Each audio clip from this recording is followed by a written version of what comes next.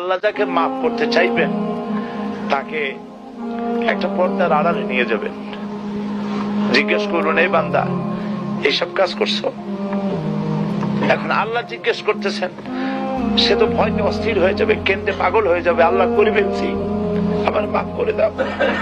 আল্লাহ পাক তার জবানের সমস্ত পাপের কথা শুনে সে যখন অনুতপ্ত হয়ে কাঁদতে থাকবে, আল্লাহ বলবেন, যা মাফ করে দিলাম, জান্নাতে চলে যা। এইটা হচ্ছে হিসাবে ইয়াসির। আল্লাহুম্মা হাসিবনি হিসাবান ইয়াসিরা।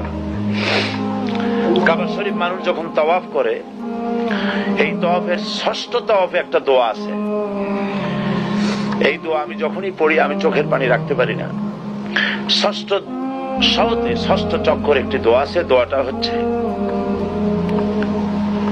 আল্লাহুম্মা ইন্না আলাইয়া হুকুকান কাসীরান ফীমা বাইনি ওয়া বাইনাক